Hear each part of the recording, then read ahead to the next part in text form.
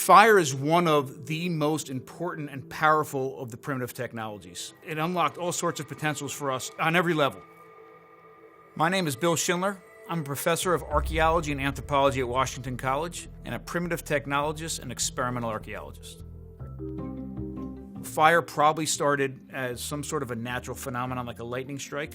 A forest fire would have drawn our attention, we would have seen it, and probably started to realize the benefits of fire over time. We could probably smell the cooked meat of the animals that were trapped in that fire and not only died, but were also cooked as a result of that. We certainly would have seen the light, we would have experienced the warmth. And the first sort of harnessing of fire was probably making sure that that flame didn't go out. We could take that fire and transport it somewhere else.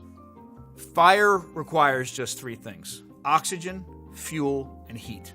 The oxygen is already present in the air. The fuel can be any combination of things that will actually catch flame and hold that energy. It can be wood, it can be dung, it can be grasses. What we really need to focus on here is the heat. How is the heat generated and where does it come from? Most primitive and ancestral approaches to fire rely upon friction to generate that heat. The first thing that you need to do if you're going to start a fire from scratch is to make or find a sharp edge. If you have a knife, that's a no-brainer. But if you don't, if you're in a survival situation, you would have to create that sharp edge by banging two rocks together to produce the sharp, durable edge. And once you have that sharp edge, you can cut the pieces of wood that you need and, most importantly, modify their shape to suit them to make the fire. The two most common ways of making a primitive fire are the hand drill and the bow drill. Let's start with the most basic form of starting fire, a hand drill. And this is where the saying, rubbing two sticks together comes from. But if you just grab two sticks and rub them together, the only warmth you'd be generating is your muscles moving for hours on end. You'd never create a fire. So in order to make a hand drill fire, you need two pieces. You need a hearth board and you need a spindle that spins inside of the hearth board. Both of these pieces need to be bone dry and made out of the right materials. The hearth board needs to be made out of something that's not resinous, so it can't be from a conifer. It can't be hemlock or pine or spruce. And it also has to be from a wood that's somewhat soft. My test for finding out whether or not this wood is the right type is to actually put my fingernail in it and see if it leaves a dent behind. If it does, it's probably the right material. Here in the eastern woodlands, I use wood from trees like basswood or tulip poplar or cedar. They're absolutely ideal. The spindle needs to not only be dry, but it needs to be straight, and it also needs to be somewhat soft. Quick-growing plants like cattail or horseweed or mullein or even goldenrod work perfect. On materials like this horseweed that have all these little knobs, these knobs are going to tear your hands up and they need to be removed. So if you take your stone tool and hold it perpendicular, you can scrape them off and make it smooth. Once you've prepared the outside of the spindle and cut it to length, you have to pay attention to the very end. This end, the larger end, is going to sit inside the hearthboard, inside the notch you create, and you have to make sure that it is a very clean cut. These little frayed pieces are going to disrupt the dust pile that you're spending all this time creating. It's going to disperse it, and you're not going to be able to start a fire. If it's not, take that stone tool, hold it perpendicular, and very gently scrape the edge. Once you've prepared your spindle, the single most important thing that you have to remember is not to put it down on the ground. Even if you think the ground's dry, it's not. And if any moisture gets to the end of it, it's going to be a failed attempt at making a fire. So once it's prepared, set it aside somewhere that it's going to stay dry. The next thing you need to do now is prepare your hearth board. Your hearth board can be split out of the proper size stick. I can split the end, I can carve it down, but what I'm really looking for when I'm ready to go is something that's about a 1/4 inch or 3/8 of an inch thick. It needs to be flat on the bottom so it can sit there without rocking. So if you start with a round stick like this, it can be split on both sides, or it can be carved down in order to achieve those flat surfaces. After you've achieved the flat surface, we need to create a divot in which the spindle's going to sit and spin without hopping out. The last thing you want to do is spend all your time and effort and be so close to making a coal, and then the spindle pops out and the entire thing has failed and you have to start all over again. So I'm going to pick up this flake that I made and I'm going to use it to create that divot. The nice thing about these stone flakes is that they have all different surfaces on them. I can start the divot with this part, and I can widen it with this part. What I'm going to do here is not actually do anything to start the fire. I'm going to actually use this spindle for a moment like a drill. I want to drill into that hole to ensure that it's seated and it's not going to pop anywhere. So very slowly, very deliberately, with some downward force, I want to use this spindle like a drill. I've created the divot that I need for this spindle, but you'll notice I'm also creating the dust, and it's accumulating around the outside of this hole. That dust will never ignite if it's distributed around the outside of the hole like that. I need to create a notch where all that dust will fall in and make one single solid, powerful coal. In order to do that, I'm going to take my stone and carve the notch. And what I'm looking for is just like this one here. It's going to look like a slice of pie or a slice of pizza, and the center of that notch should be aiming for the center of that hole, and it should broaden out on an angle of about 30 degrees or so by the time it reaches the edge of the wood.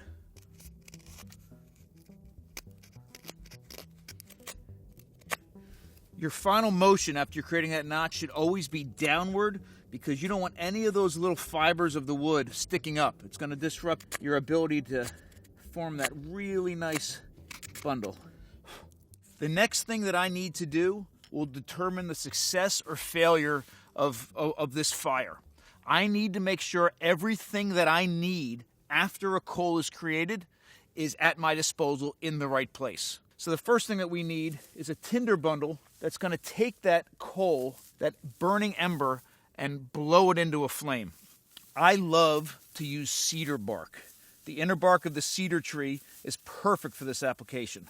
This is what it looks like when I pull it off the tree. And in order to turn it into a tinder bundle, I need to make sure that I increase the surface area so that I can allow it to ignite at a lower temperature and air to come through. So you can take it and move it like this. I'm breaking up and separating those fibers. I need to split the difference between separating this and allowing a lot of air to get through and making sure that there's not a big hole in which the ember will fall through. Something around like this is perfect. And just like with all my other materials, I don't want to set this on the damp ground. Once it's done, I'm going to scoop up anything that's fallen and stick it right back in. Okay, I'm going to start this fire right here in front of me. It has been raining for 4 days straight. This is actually the worst conditions in which to try to start a hand drill fire. However, one of the things that I do need to worry about, which is not as big of an issue now, is the potential for this fire to spread. But I'm still going to clear away some of these leaves. I want to get right down to the bare mineral soil. The other thing I need to do before I even attempt to make my hand drill fire is to get all of my wood ready. So what I want to do is take this wood and sort the size of it. And I'll start with the smallest and go to the biggest. Starting a hand drill fire in the woods is an incredibly difficult thing to do. It requires a lot of skill and a lot of energy. If you get to the point where you actually get a coal, the last thing you want to do is compromise your ability to make a fire by not having all your materials ready. It is worth the effort to spend 5 minutes doing this to your wood. Okay, I have my wood ready. The final two pieces that I need now that I have everything prepared in front of me is something to catch the ember. This piece of birch bark works great. I could use a very dry leaf, a small piece of wood, and I'm going to use this to put right under that notch that I created, and it's going to collect the dust. Once that dust is collected and it turns into an ember, I can take that and pick it up and very easily transfer it into my tinder bundle. The final thing that I need is to have a little piece of a stick ready, because that ember, that dust, is going to work almost like glue, and it's going to want to stick to my hearthboard. And I'm going to use this little stick to hold that ember in place as I remove the hearthboard so I don't disturb it. You need to make sure that this hearthboard doesn't move. One thing we've done to accomplish that is we've flattened the bottom of the hearthboard. The second thing that we could do is hold down the sides of it. If there's somebody else with you, have them hold it. If there's not, you're going to have to hold it with your foot, or you can take a stick like this and kneel on it. The spindle goes in place, and you have to lick your hands, especially on a cold day like this. My hands actually have to grip this spindle, and the spindle has to move. And you start nice and gentle. Things to look for. Make sure that the spindle bottom isn't popping out of the hole. Make sure that there's nothing that's interfering with your hands. If you feel like your hands are starting to get a little bit dry, stop right now and make sure you lick them again. I want to make sure that I'm drying out that board, starting to heat it up, starting to generate the dust, and I can do that by moving very, very slowly. The other thing I need to make sure that I'm doing is using my entire hand. Every time that I spin my hands, I'm rotating this spindle and it's generating heat and dust. As soon as I stop, it cools down and I go back the other way. If I use my entire hand, fingertip to palm, I'm getting more rotations before it cools down. The other thing you'll notice is if you're generating downward pressure, which you should be, your hands are slowly going to move down the shaft. When you get to the bottom, you're going to stop, hold it with one hand, continue to exert downward pressure, grab the top with the other, continue to exert downward pressure, and reposition your hands to the top, and continue again. This may take more than one go, but I would love to get it all in one, so that would be awesome. So.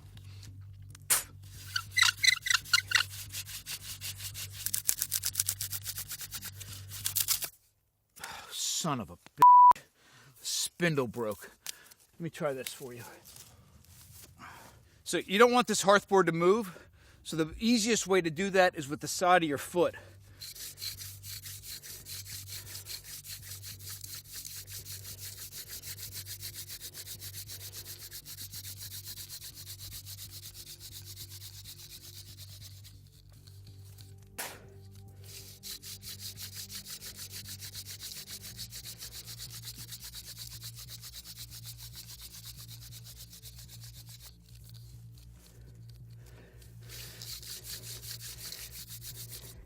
All right, so it's cold, it's damp, my hands are dry though, and I'm tired from trying to do this. The best thing that I can do right now is take a quick break. I'm gonna take off this shirt. This is much better to show when the hands are doing the entire.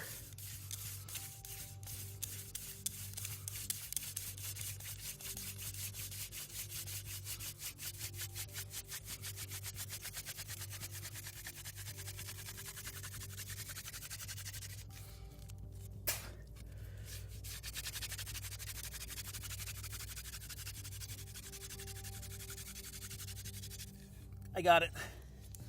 Okay, we have the coal.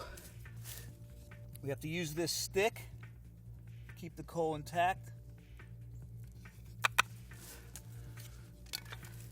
And we're gonna let this coal grow. The more this coal grows, the stronger it gets. And I'm gonna need all that strength to transfer this really weak coal into this tinder bundle. My job is to keep it in one place, in one ball, if possible, when I transfer it.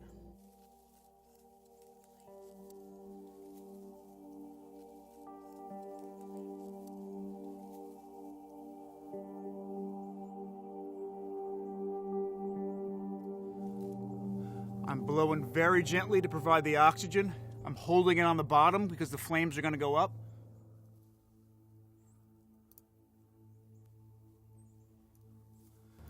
And we have flame. I'll put this on the ground.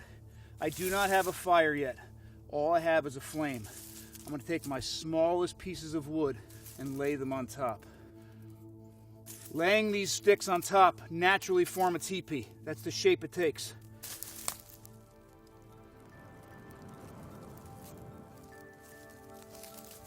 Starting to get some of the smaller stuff lit. Right here, the energy in that system is building. It's gone from tinder to something bigger, which means it's getting stronger. And slowly, I'm going to build the size of the sticks up.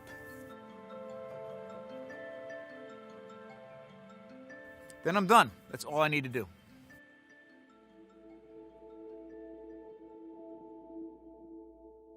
A bow drill is sort of a hand drill on steroids. And a bow drill fire requires both a hearth board and a spindle, but it also requires a bow, which instead of your hands is used to spin the spindle. The advantage to that is that when you're using your hands to generate the heat, to spin the spindle, you only have the length of your hand to spin it until it stops for a moment and goes the other way. And that pause for that split second allows this system to cool down. So if you can extend that distance that you spin that spindle without having to stop and reverse the direction, it's an incredible advantage. So if you take a bow, which is essentially a stick with a string on it, and wrap it around that spindle, you have the entire length of that string to go in one direction without having to stop and move in the other direction. The other part of the bow drill which provides an advantage is a handpiece, and that handpiece sits on top of the spindle and provides the downward pressure. So immediately, by adding the bow and the handhold, you're increasing the speed, you're increasing the amount of rotations before you stop and let it cool down and reverse direction, and you're increasing the pressure. It's a lot easier to make that fire, and a lot quicker often to make that fire. So to make a bow drill, you need to make a bow. This curved piece of wood works great, but you can actually use almost any piece of wood. As long as you attach the spindle on the right way so it's on the outside of the string, even a straight piece of wood will work fine. But what you really need to do to make this successful is make a string that wraps around the spindle. And there's a number of different ways to do this. If you're in a survival situation and you're wearing shoes or boots with laces, you can obviously use the laces. But other options include things like natural plant fibers, like this dog bane here, which produces incredible fibers. You can extract these fibers and twist those fibers into a really strong piece of cordage. The problem is there's so much pressure and friction on this entire system that the natural vegetable fibers wear out rather quickly. My favorite way to make a bow drill string is actually to use rawhide or to use leather.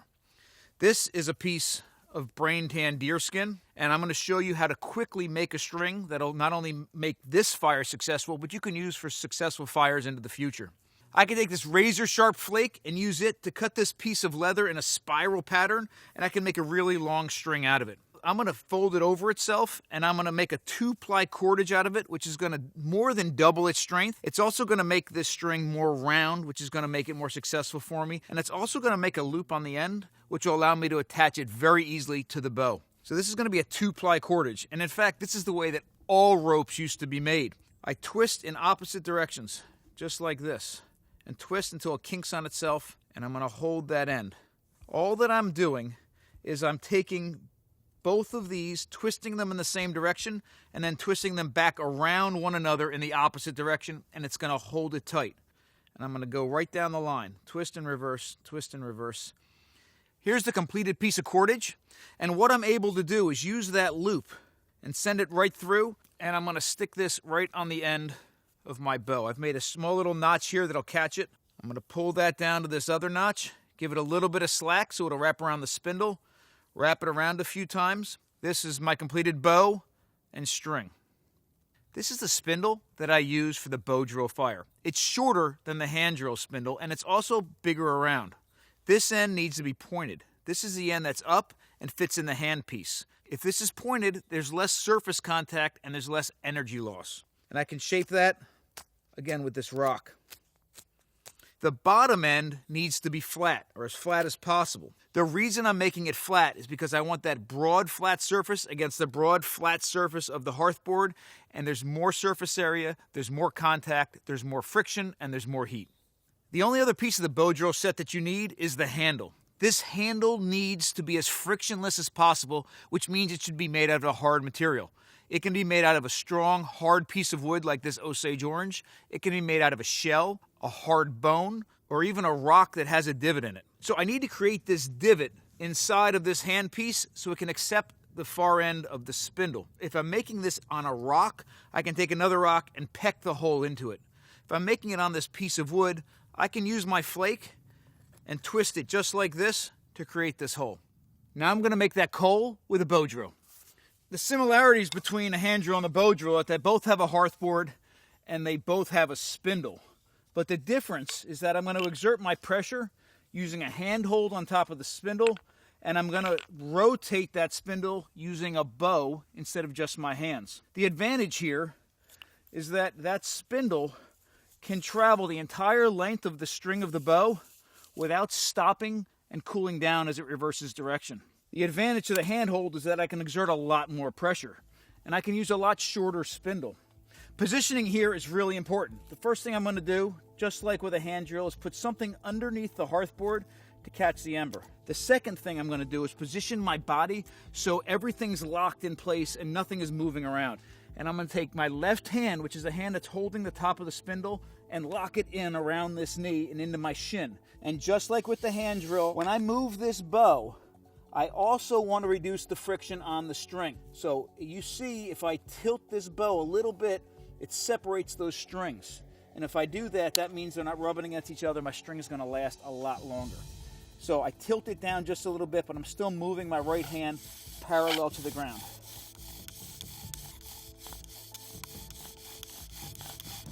Start out nice and slow, but all of a sudden you can see there's smoke faster than there was with the hand drill.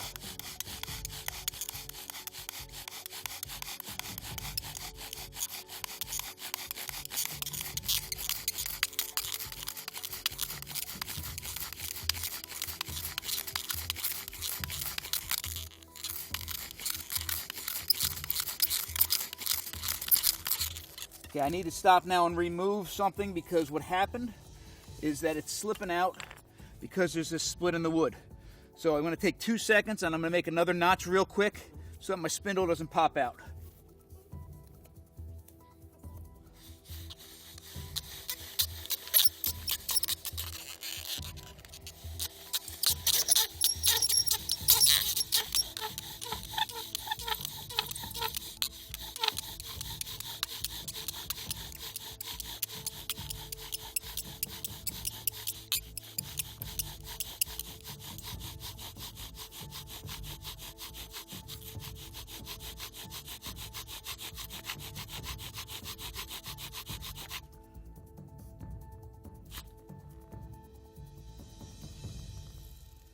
You see, there's smoke coming from the dust pile. So I'm going to take this stick, put it into the back, hold the ember in place, and remove the hearth board.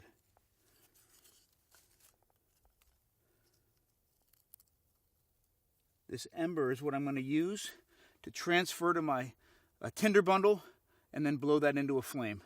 And there's my coal.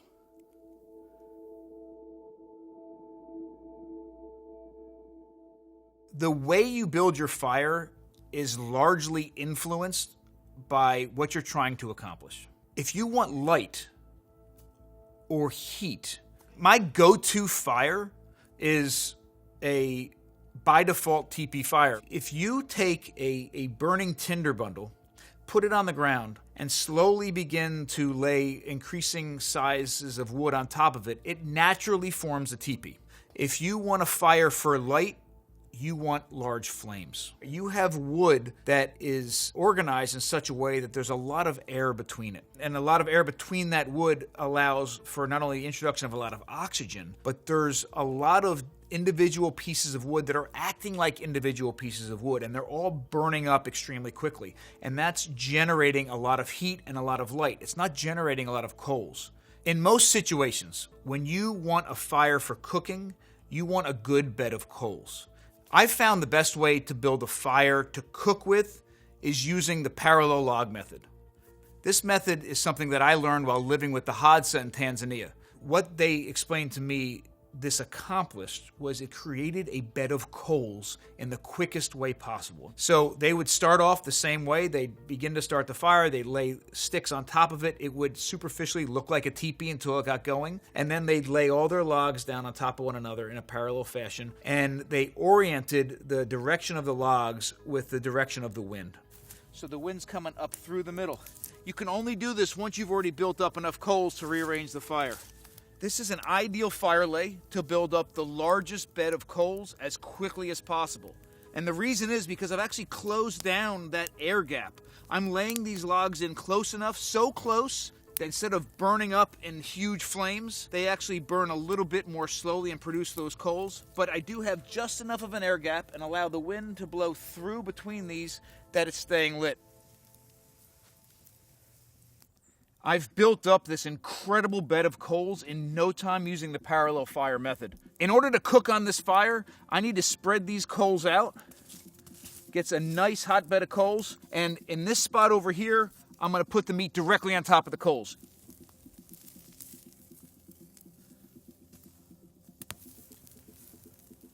Okay, so the meat's done.